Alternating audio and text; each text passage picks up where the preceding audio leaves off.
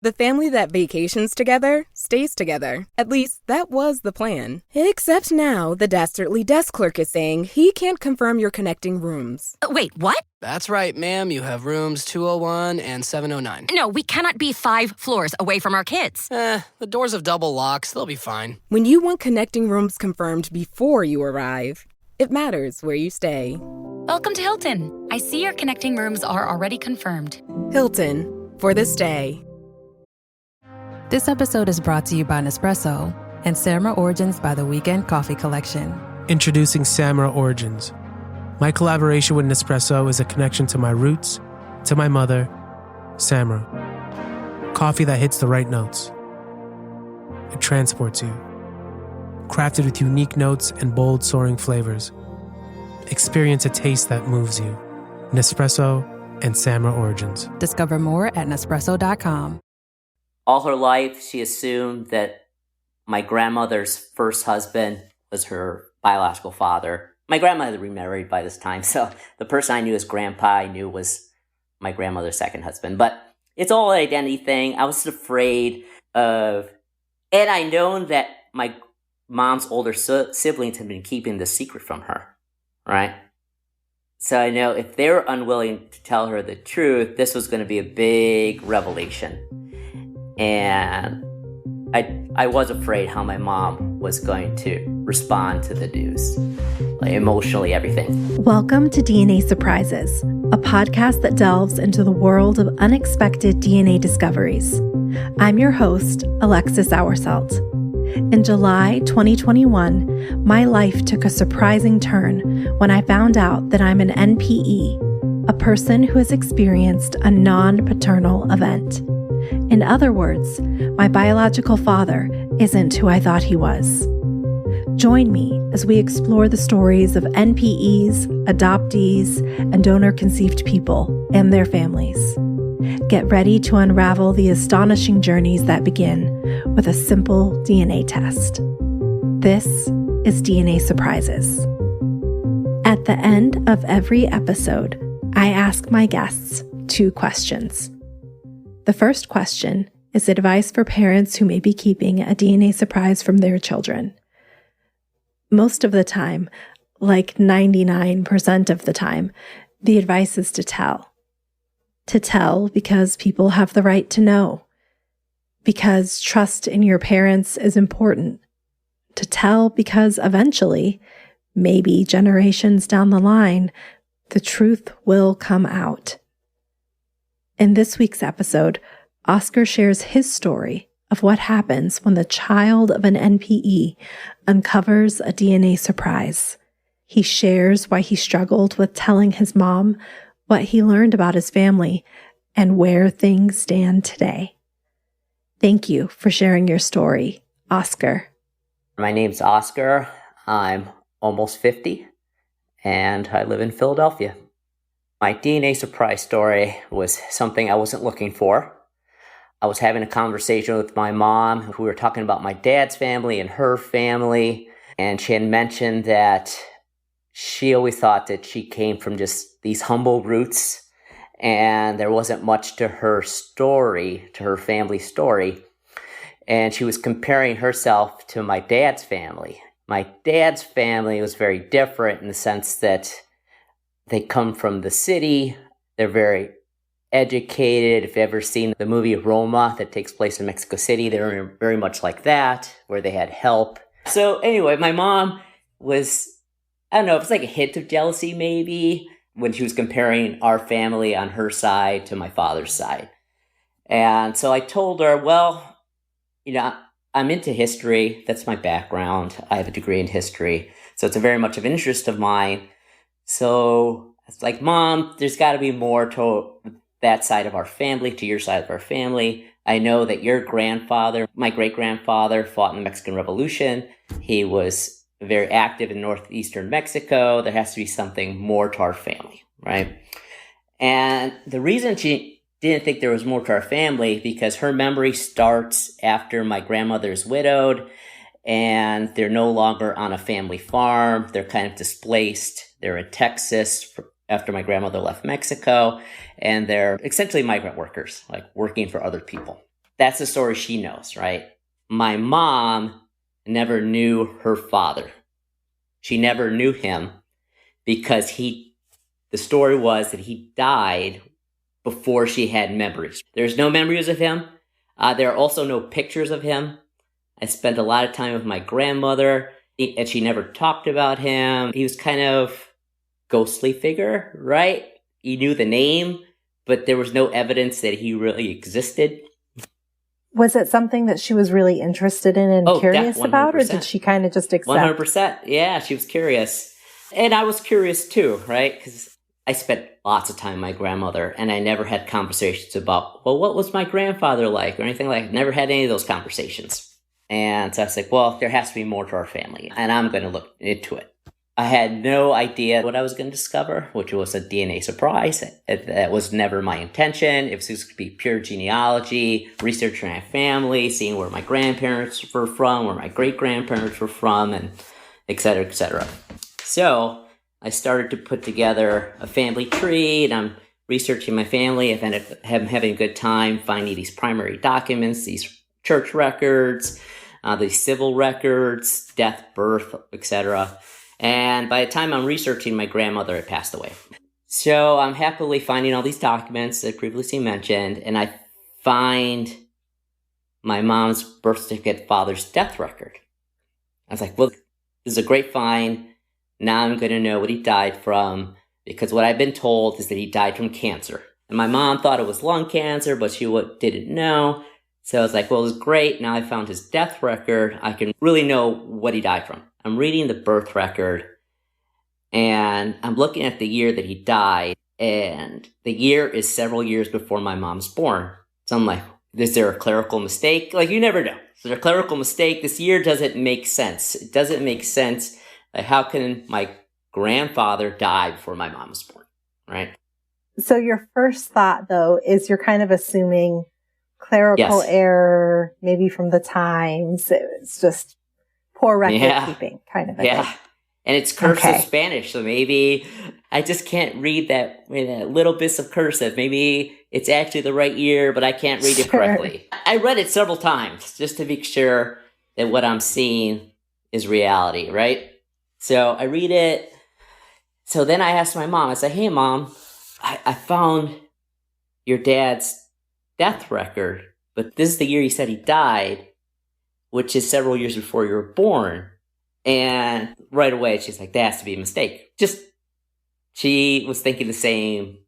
She had the same train of thought that I did, right? She thought that there was some kind of mistake in the record. Also, as she's thinking about it, she goes, well, maybe that's not really my grandfather. This is funny. Maybe it's an illegitimate son of his. Like, maybe I'm reading, like, I have the name correctly, but it's not her father. It's a half brother that she didn't know about.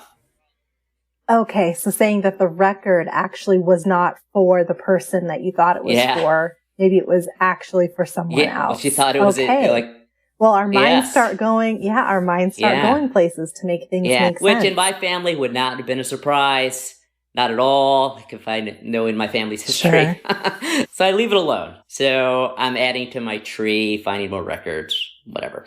But I also decide, well, it might be helpful if I take the DNA test to just kind of start venturing into genetic genealogy so that maybe I'll find some matches and they'll be helpful.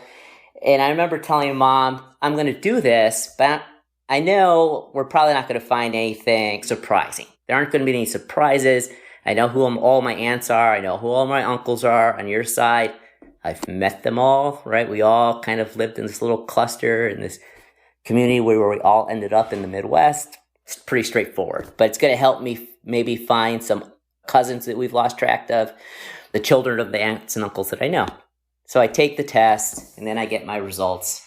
And then I look at them, and I see my top matches, and my top matches are with an uncle and someone else very close with a last name that I absolutely do not recognize. So I look at this last name. I know all my aunts and uncles. I know a lot. I know lots of my extended family. I know their last names, but I don't know this last name. So I'm trying to figure it out. And this was an ancestry result. So as you know, with ancestry, it clues you into how you might be related to these matches, to your top matches, right? So it shows you your centimorgans and shows you what level of match you are. And it says uncle, right? So my top match is an uncle. I was like, I know, yes. And at the time that you took it, did it say if it was through your mother or your father? Or, because they updated it at some point where they actually show which line the match is coming from. But so at this point, you didn't have that, but you could see uncle, which is that is a close match. Yes, really close match. So what happens is there are shared matches kind of thing that are kind of hinting and time and place, something like that. I was able to quickly figure out that it was definitely my mom's side of the family for some reason. Okay. But like I said, it was a name that I didn't recognize at all. So I started looking at some of the other people that I didn't recognize. Now, it became a little complicated because my mom's bio dad has some of the same last names as my grandma. So both sides of the family share last names. All right? So... Right, because, there's some common names in... So it would be not too dissimilar from like, a Smith or a Johnson or, something like that in the U.S. Sure. And especially in northeastern Mexico where there's a lot of endogamy.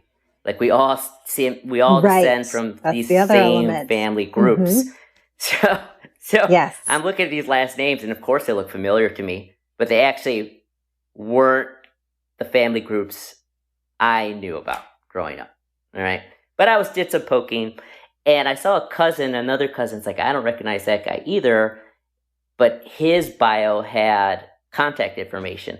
If you're interested in family genealogy, you can reach out and contact me. So I did some follow-up to ask him the normal stuff. Who are you? Like, how are we related? We had this conversation and he was like, well, this is my family history. I think you're related to this side of the family. And again, it was a person I did not recognize that I didn't know. Like these cousins matches, like I said, I didn't know. So essentially what I did was I messaged the uncle through Ancestry. And he says, why don't you call me? So I called him. What were you thinking when that was the response? There's some hesitation because even though I'm bilingual, I haven't spoken Spanish in a long time. And I know a lot of my family members. And I'm going to call this guy and hopefully the Spanish is going to work. Because there's some of that. So I called him and he did tell me straight away, hey, I'm more comfortable in Spanish. Like, okay. Settle myself down. Let's do this.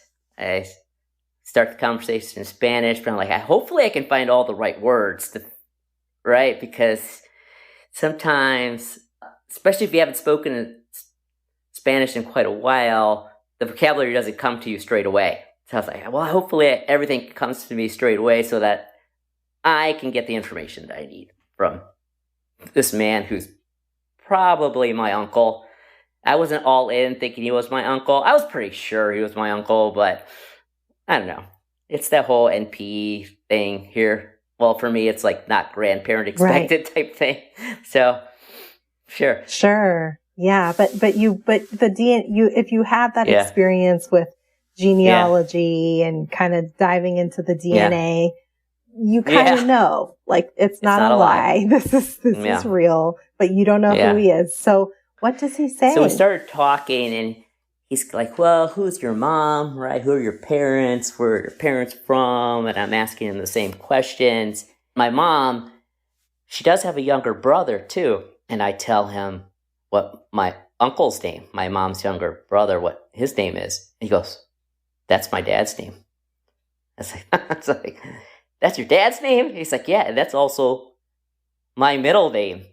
I'm like, well, all the puzzle pieces are falling into place, right? I'm like, okay, you're my uncle, for sure. Like, this name is not a common Spanish first name. So your dad having that first name and my uncle having that first name, he's obviously named after him. And my uncle is also, like my mom, the children of your dad, which is what I tell him. Like, we're related that way. Wow. So you instantly kind of put the pieces together that both of them are from this man. My biological grandfather. Unexpected. Yeah. Your biological grandfather. Yeah. Are you able to learn any more about what happened? Maybe how he met your grandmother? So, yes, kind of, in a way. Because now I know that this secret exists. And I'm not willing to tell my mom straight away because this is something that's been a secret for now over 70 years, right? So I was like, well, I got to figure this out. So it took me, so even though from the time I took the ancestry test to contacting my uncle was a pretty short period of time, it took me a whole year before I told my mom. And the reason why is because I wanted to have all my information straight. I wanted to have all the records I needed to have. I don't know. I wanted to, like, in my mind, have this overwhelmingly amount of evidence to prove that this person that I found, this man was my mom's brother, and that the person who she thought was her father really wasn't her father. So I spent a year conversing with other cousins and newly discovered cousins and finding documents and stuff like that and trying to kind of figure out what might have happened before I was willing to tell my mom or divulge. And even then, I was almost unwilling to do it without my brother's permission because I'm the youngest son. And I was like, well, I'm the youngest son. I'm going to ask my older brother just because for some reason I just felt like my brother needed to make the decision as the older brother for some reason. What were you worried about with your mom? Identity. 100% identity. All her life, she assumed that my grandmother's first husband was her biological father. My grandmother had remarried by this time, so the person I knew as grandpa I knew was my grandmother's second husband. But it's all an identity thing. I was afraid of... And I known that my mom's older siblings had been keeping the secret from her, right? So I know if they were unwilling to tell her the truth, this was going to be a big revelation. And I was afraid how my mom was going to respond to the news, like emotionally, everything, intellectually, everything. Yeah, it's a massive upheaval for sure. Yeah. So you talk to your brother. What does he say? Of course, he says, you need to do it. So my grandmother was married pretty young in Mexico. All right. And then based on the death record, her husband, my mom's birth certificate father, contracted tuberculosis. So he ended up dying pretty young from tuberculosis. After he dies, my grandmother, she couldn't manage the family farm. So she was in a difficult time of it. So eventually, she gives up the farm, and to make ends meet, she moves to a city in Texas right across the border. And it's there that she meets my grandfather. How did you learn this information? Was it from your mom's older siblings? Like, I'm curious about how you were able to gain insight into your grandmother and what she was going through. Oral history. During that time. I'd always been very interested, so I was really paid attention to my mom's stories. And my mom's stories came from my grandmother. So I knew the story of losing the farm, her moving to Texas, having a difficult time there. But the story was, everyone's born. Everyone was already born at that point. There was a gap there where she met someone else. Yes. Yeah. Okay. So she had your mom and your mom's little brother. Yes. Right. correct? And Okay. my mom has 3 older siblings. Now, this is interesting. So there's a 10-year gap between my mom and her next older sibling. And as I've learned from your podcast, like a lot of times that's a sign that something's interesting happened, right? That there's this big, huge age gap. It was always explained away by the fact that my grandfather got sick, and after he got better, then my grandmother had more children. So the gap was explained by his illness. He had cancer. Well, the story was that he had cancer. They didn't even know that he died from tuberculosis. Like the oral history was he died from cancer. So my grandmother meets my biological grandfather after she loses everything and she moves to Texas to make ends meet. She is having a hard time of it. She meets my grandfather, she has my mom, and then my grandmother also has my uncle, and then my grandmother's older sister. And this is where I don't know the rest of the story. This is where it's lost, right? And everyone who knows is dead. So they're still having a hard time of it. So when my mom is about 2 years old and my uncle's a baby, they leave Brownsville, Texas, where they were.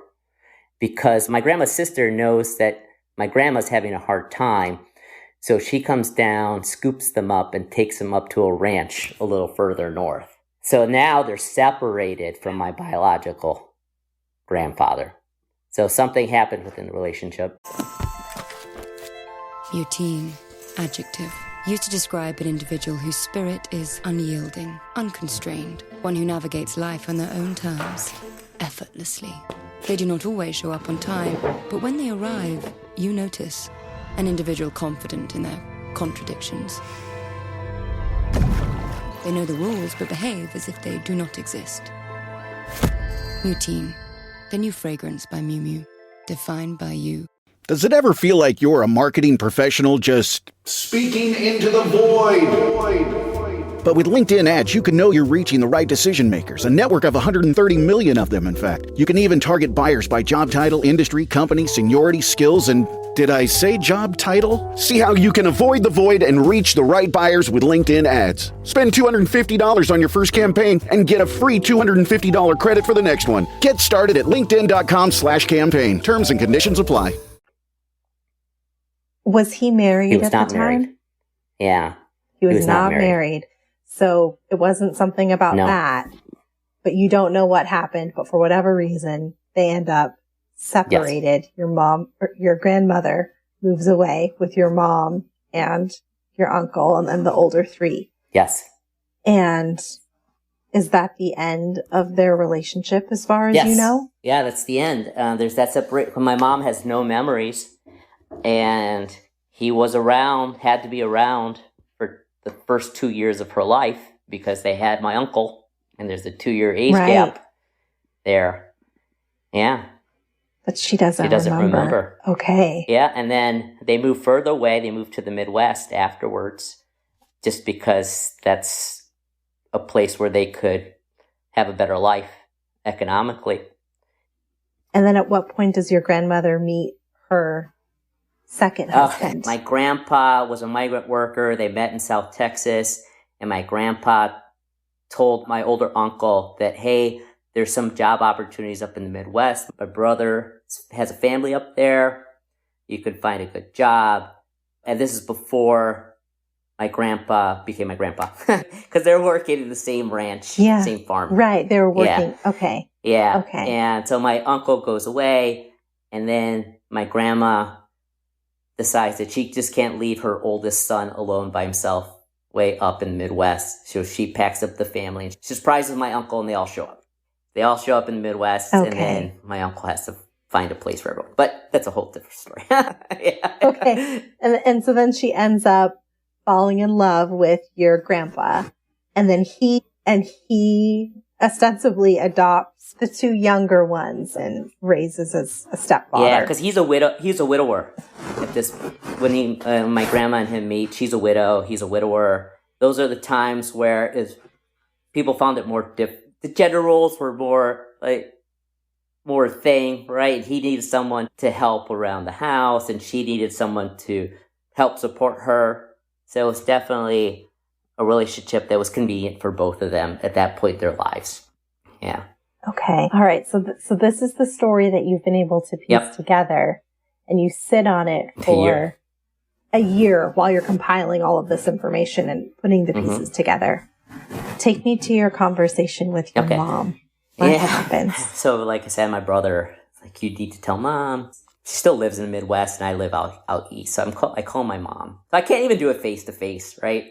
That's probably the most ideal thing. But I call her, and I go, Mom, I have something to tell you. And she's like, what? And I just tell her. The person who you thought was your dad is not your dad. I've made this discovery. It's this man. And she stops. She starts reflecting on it. And she's like, that makes sense. It's starting to make sense because I'm starting to remember conversations I had with my mom, with my grandma. She starts to remember things like, you know what? When I talked to your grandma, she never referred to my birth certificate father as your dad. She never told me your dad did this or your dad did that. When she talked about him to me, she just always said his name. She would say, first name did this, right? First name did that. And I'm like, well, that's really weird. No one does that. What that tells me is my grandma never really wanted to lie. She withheld stuff, but she never, through my mom's whole life, referred to her first husband as my mom's father. Oh, interesting. Yeah. But because there was no one else talked about, maybe the connection was made that must have been your mom's dad. There was no reason to think otherwise.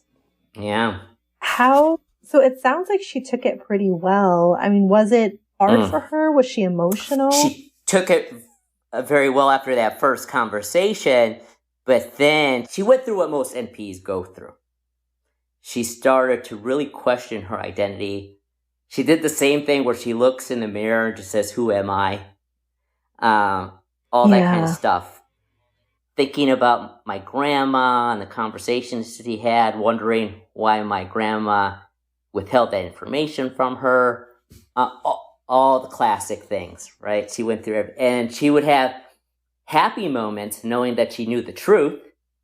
And then she'd be really sad because she never had the opportunity to meet her biological father, right? And how long did he live? Oh, it's a great question because he only died about 4 years ago. Oh. Yeah, he lived into his hundreds. Wow. So they just missed each other. Yeah. Oh, I really feel for your mom on that. Yeah, that's hard. And how would you say that this has affected you? You're one generation removed from it, but you had all of these stories that you'd incorporated into your identity as well. How did this surprise affect you? Yeah, a little differently because, like I said, I never had pictures of who I thought was my biological grandfather. I never had pictures. My grandma never talked about him. I just had a name. So for me, he was always kind of like a ghost, right? And it was never very real. I knew my grandpa. I knew my grandma. So I think if I had known him, it would affect me a lot differently, right? Now, one thing that our conversation has kind of reminded me of is the fact that DNA discoveries, DNA surprises, NPEs, whatever you want to call them, are not only uncovered by the NPE themselves, right? It's generations down the line that can uncover this information. How was it for you to kind of bear the burden of revealing this to your mom? I know you weren't even sure if you should tell her. Take me through kind of how that affected you. To some members of my family, it's still secret. It's a little bit of a burden because I want to tell everybody, right? But my mom didn't want me to. Okay. And there's good reasons for it. Well, she could justify it. I'm not going to say.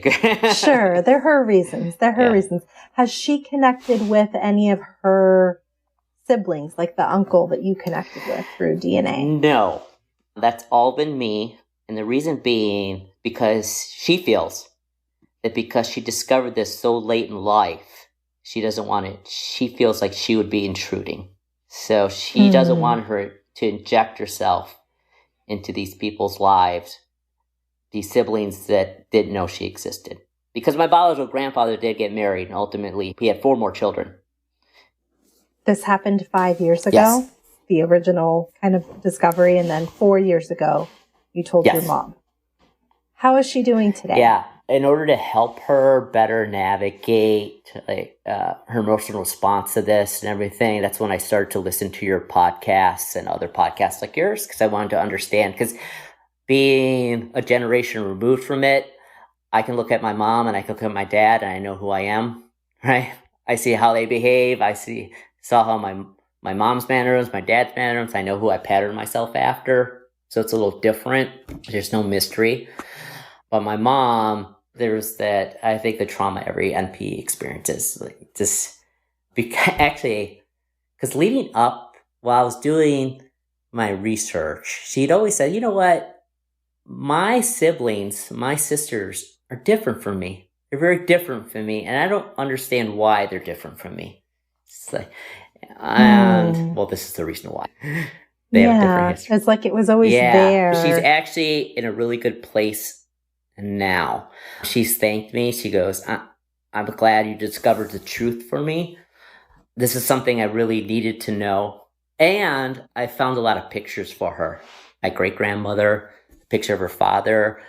She has that picture on her bureau now. It's filled in a lot of things for her, all this information that I'm able to find. So she feels really happy that even though she was really sad and going through that whole crisis that everyone goes through for a while, she's very happy now that she knows the truth. And she knows where she comes from. She knows our family history on that side, her paternal side. And so she is in a really good place right now. Yeah. That's really good. Thank you for sharing that, because I think for people who uncover the secret, and like you said, it is kind of a burden. If they may be on the fence about what to do with that information, I think it helps to hear different perspectives, and that your mom, even in her 70s, was glad to know the truth about who she is, make sense of things. Yeah. So you have connected with this newfound side of the family. Yes. Have you met any of them? Like, what's next in your part of this journey? I called and talked to them, to some of my family members, and some of them really extended, but still, for me, fun, because this is what I enjoy. I like reconnecting with my family and learning about all the different branches of my family. I had a cousin who was traveling across America because he was trying to figure out where he wanted to settle down, and he was out this away, and I got to meet him and his wife, and it was pretty cool. Talk to him, and like on social media, I've connected with all these family members, and they all interact, and they have things to say on what I post and whatnot. Just finding out more about them, it's been really nice for me, and I really like knowing precisely where I'm from. So it's been really cool to find these people and know where they lived and to know what part of Mexico we came from. I had an idea, but now I really, really know. I know all these little small towns. I know exactly where my grandparents came from, my great-great-grandparents came from. It was funny. My mom was like, well, wouldn't it be really interesting if you found out where our first European ancestor came from? I was like, I don't know. I mean, I think we've been in a place for several centuries. I don't know how easy that is. Pretty far back. Yeah. Yeah. It's going to be pretty far back. But I actually was able to do it with just networking with other genealogists. I mean, you don't find everybody because that'd be thousands of people, tens of thousands of people, at this point. But I can go back. It was funny because I didn't think I was going to do it. I was skeptical of my own ability to do it. But I with some help with some other genealogists, I can go back to 14th generation, 15th generation. Yeah. Wow. That's incredible. I started my story with this whole thing started because my mom felt that she just came from these humble origins, but I've kind of demonstrated to us that there's, like, for all of us, there's this complexity that's there. And So true. I found it's that so for her. True. So, and it's made her happy. It's put her in a good place. Yeah. And you gave her the gift of who she is. That's pretty remarkable. Yeah, she's super grateful. I don't feel like she needs to be as grateful as she is. It's always surprised me, but this is very important. And I learned that from all the stories I've listened to. This whole idea. She never knew she didn't even know that she was an NPE, right? Her whole life for 70 years. But then you discover it, and it's a very real, impactful, and traumatic experience. Yeah. Well, I'm glad she's come out on the other side. What advice do you have for a parent who may be keeping a DNA surprise from their child? You definitely have to tell them, and you can't let the secret persist. And I know firsthand that you let that person know because people need to know who they are, and it's important for everyone to know. Okay. And then for my second question, I'll put a little bit of a spin on it. What advice do you have for the children of NPEs, especially maybe somebody who's uncovering a lot of that information and learning a lot of information really quickly? What advice do you have for them? It can be overwhelming. It was overwhelming to me to know all this information. So you really have to take time to process it. And I really hope that people can find others that have gone through it as well. So maybe you can talk it through some before maybe you have that conversation, right? So that you're in a calmer place, a calmer spot to have that conversation with your dad or your mother. Because it's actually, I find it was a little more difficult than anticipated. Sure, yeah. Well, Oscar, thank you so much for joining me and sharing your family's story on the podcast. We're often saying these secrets don't stay secrets. We've got future generations who are going to take tests and do digging, and you're an example of that. And like I said earlier, just what a gift that you gave your mom, where now she has a stronger sense of who she is. I'm really glad that it turned out positive for her in getting some peace around that. And I wish you the best as you continue learning more about your family and yourself. Thank you. Thank you, Alexis. Thanks again to Oscar for sharing his story. If you have a DNA surprise that you'd like to share, please submit your story at dnasurprises.com. And join me over on Patreon for early ad-free access to episodes at patreon.com/DNA Surprises. Until next time. This episode of DNA Surprises was hosted, produced, and edited by me, Alexis Auersalt. It was mixed and mastered by Josh Auersalt of Siren Recording Studios.